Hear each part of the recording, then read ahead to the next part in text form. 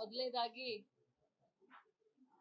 ಶ್ರೀ ಮಲಪ್ರಭಾ ಸಹಕಾರಿ ಸಕ್ಕರೆ ಕಾರ್ಖಾನೆಯ ಎಲ್ಲ ನನ್ನ ರೈತ ಬಾಂಧವರಿಗೆ, ಎಲ್ಲ ಷೇರುದಾರರಿಗೆ, ಕಾರ್ಮಿಕ ಬಂಧು ಬಾಂಧವರಿಗೆ ಮತ್ತು ನಮಗೆಲ್ಲರಿಗೂ ಆಶೀರ್ವಾದ ಮಾಡಿದಂತ ಎಲ್ಲ ಮುಖಂಡರುಗಳಿಗೆ ಈ ಮೂಲಕ ನಾನು ಹೃದಯಪೂರ್ವಕವಾದಂತ ಕೃತಜ್ಞತೆಯನ್ನ ಹೇಳಲಿಕ್ಕೆ ಬಯಸ್ತೇನೆ. ನಿನ್ನೆ ನಡೆದಂತ ಈ ಒಂದು ಮಲಪ್ರಭಾ ಶುಗರ್ ಫ್ಯಾಕ್ಟರಿಯ ಪುನಶ್ಚೇತನ ಪ್ಯಾನೆಲ್ ನಲ್ಲಿ 15 ಜನ ಸದಸ್ಯರನ್ನ ಅತ್ಯಂತ ಅಧಿಕ ಮತಗಳಿಂದ, ಅಧಿಕ ಅಂತರದಿಂದ ಆರ್ಶ್ ಕಳಿಸಿದ್ದಾರೆ.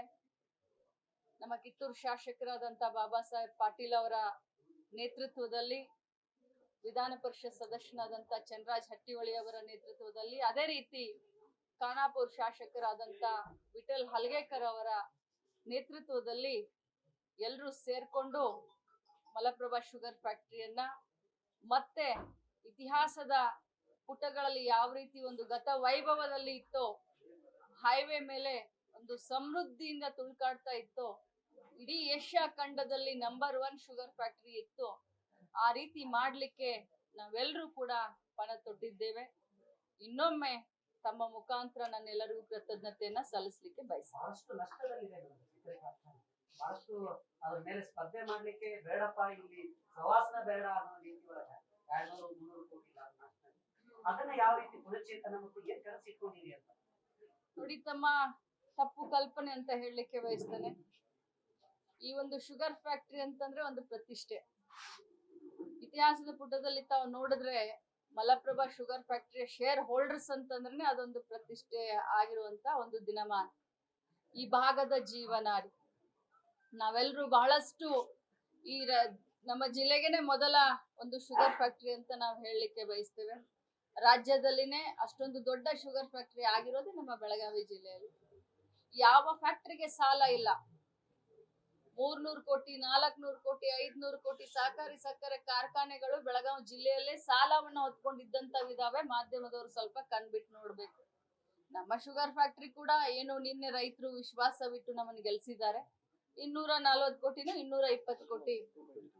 220 ಕೋಟಿ ಅಷ್ಟೇ ಸಾಲ ಇರೋದು. ಜಿಲ್ಲೆಯಲ್ಲಿ ಇನ್ನೂ 4-5 ಸಹಕಾರಿ ಸಕ್ಕರೆ ಕಾರ್ಖಾನೆಗಳಿದಾವೆ. ಅದ್ರ ಬಗ್ಗೆನೂ ತಾವು ಅವಲೋಕನ ಮಾಡ್ಬೇಕು.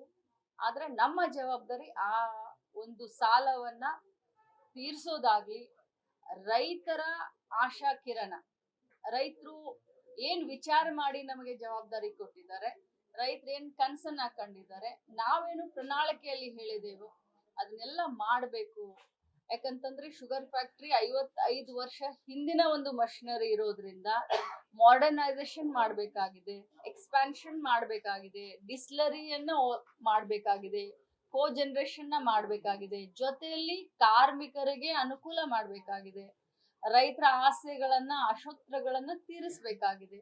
ಸೊ ಈ ಎಲ್ಲ ನಿಟ್ಟಿನಲ್ಲಿ ಬಹಳ ಜವಾಬ್ದಾರಿಯಿಂದ, ಬಹಳ ಪ್ಲಾನ್ ಆಗಿ ಈ ಕೆಲಸವನ್ನ ನಾವು ಮಾಡಿದೆವು. ಇದು ಬಹಳಷ್ಟು ನಾನು ನಮ್ಮ ಕಿತ್ತೂರು ಶಾಸಕರಿಗೆ, ಖಾನಾಪುರ ಶಾಸಕರಿಗೆ, ಚಂದ್ರರಾಜ್ ಅವರಿಗೆ ಅಭಿನಂದನೆ ಸಲ್ಲಿಸ್ತೀವಿ. ಪೂರ್ವ ನಿಯೋಜಿತ ಬಹಳ ಒಳ್ಳೆ ರೀತಿಯಾಗಿ ಪ್ಲಾನ್ ಮಾಡಿ ನಮ್ಮ ಸಹಕಾರದೊಂದಿಗೆ ಅವರು ಯಶಸ್ವಿಯಾಗಿದ್ದಾರೆ. ಅವ್ರಿಗೆ ಸಂಪೂರ್ಣವಾದಂತ ಸರ್ಕಾರದಿಂದ ಸಹಕಾರ ಇರಬಹುದು, ನನ್ನಿಂದ ಸಹಕಾರ ಇರಬಹುದು, ಸಂಪೂರ್ಣವಾದಂತ ಸಹಕಾರವನ್ನ ನಾನು ಕೊಡ್ತೀನಿ ಅಂತ ಈ ಸಂದರ್ಭದಲ್ಲಿ ಹೇಳಿ.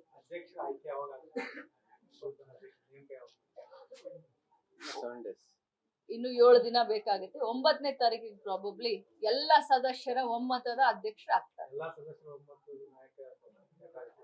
ಎಲ್ಲ ಹಿರಿಯರಿದ್ದಾರೆ, ಕೂತ್ಕೊಂಡು ಮಾತಾಡ್ತಾರೆ. ರಾಜಕೀಯವಾಗಿ ಬಹಳ ಪ್ರಾಮುಖ್ಯತೆ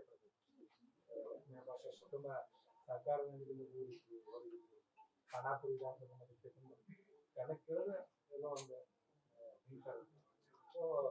ಶುಗರ್ ಫ್ಯಾಕ್ಟರಿ ಮೂಲಕ ಏನಿದೆ 4 ವಿಧಾನಸಭಾ ಮತಕ್ಷೇತ್ರದ ಜೀವನ ರಾಜಕೀಯವಾಗಿ ಒಂದು ಮತ್ತೊಂದು ಮೈಲಿಗಲ್ಲ.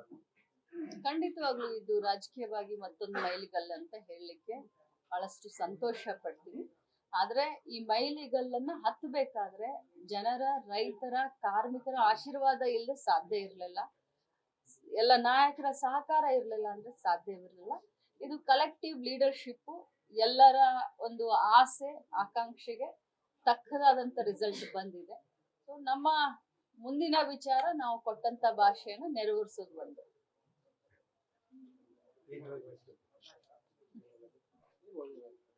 ಎಲ್ಲರಿಗೂ ಒಳ್ಳೆಯದಾಗಲಿ.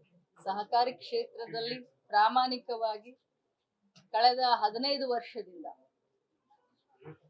ತಮ್ಮನಾದಂತ ಚಂದ್ರರಾಜ್ ಹಟ್ಟಿಹೊಳಿಯವರು 15 ವರ್ಷದಿಂದ ಸಹಕಾರಿ ಕ್ಷೇತ್ರದಲ್ಲಿ ಜಿಲ್ಲೆಯಲ್ಲಿ ಸಹಕಾರ ರಂಗದಲ್ಲೂ ಕೂಡ ಬರಬೇಕು ಅಂತ ಬಹಳಷ್ಟು ಪ್ರಯತ್ನ ಮಾಡ್ತಾ ಇದ್ರು. ಇವತ್ತು ಒಂದು ಅವಕಾಶ ಸಿಕ್ಕಿದೆ. ಮುಂಬರುವಂತ ದಿನದಲ್ಲಿ ಸಹಕಾರಿ ಕ್ಷೇತ್ರದಲ್ಲೂ ಕೂಡ ನಮ್ಮ ಸೇವೆ ನಿರಂತರವಾಗಿರುತ್ತೆ ಅಂತ ಹೇಳಲಿಕ್ಕೆ ಬಯಸ್ತೀನಿ. ನಿನ್ನೆ ಹುಕ್ಕೇರಿಯಲ್ಲಿ ವಿದ್ಯುತ್ ಸರ್ಕಾರಿ ಸಂಸ್ಥೆ ಚುನಾವಣೆ ಬಹಳಷ್ಟು ಜಿಲ್ಲಾಧಿಕಾರಿ ಅಲ್ಲಿ ಕತ್ತೆ ಪ್ಯಾನಲ್ ಗೆದ್ದಿದ್ರು. ಏನ್ ಹೇಳ್ಬೇಕು ಆ ವಿಚಾರ? ನೋಡಿ, ಚುನಾವಣೆ ಜಿದ್ದಾಜಿದ್ದಿಯಿಂದ ಇದ್ದೇ ಇರುತ್ತೆ. ಯಾವುದೇ ಚುನಾವಣೆ ಇರ್ಲಿ, ಅದು ಸಣ್ಣದಿರ್ಲಿ ದೊಡ್ಡದಿರ್ಲಿ, ಅದು ಜಿದ್ದಾಜಿದ್ದಿಯಿಂದ ಇದ್ದೇ ಇರುತ್ತೆ.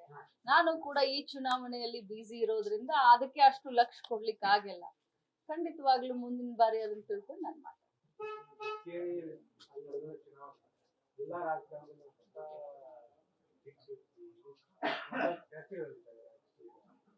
ನೋಡೋಣ, ಕಾಲಾಯ ತಸ್ಮೇ ನಮಃ. ಆದ್ರೆ ಈಗ ಸದ್ಯಕ್ಕೆ ಏನು ಹೇಳಲಿಕ್ಕೆ ಬರೋದಿಲ್ಲ. ಗೆದ್ದವರಾಗಿರ್ಬೋದು, ಸೋತವರಾಗಿರ್ಬೋದು. ಗೆದ್ದವರು ಕೂಡ ಸಾವಕಾಶ ಹೆಜ್ಜೆ ಇಡಬೇಕು, ಸೋತವರು ಕೂಡ ಅವಲೋಕನ ಮಾಡ್ಕೋಬೇಕು. ಇಷ್ಟು ನಾನ್ ಸೋತಿದ್ದೀನಿ, ಯಾಕಂದ್ರೆ ಒಮ್ಮೆಲ್ಲ ಮೊನ್ನೆನೆ ಮಗನ ಇಲೆಕ್ಷನ್ ಅಲ್ಲಿ ಸೋತಿದ್ದೀನಿ. ಮುಂಚೆ 2 ಬಾರಿ ಸೋತು ಗೆದ್ದಿದ್ದೀನಿ.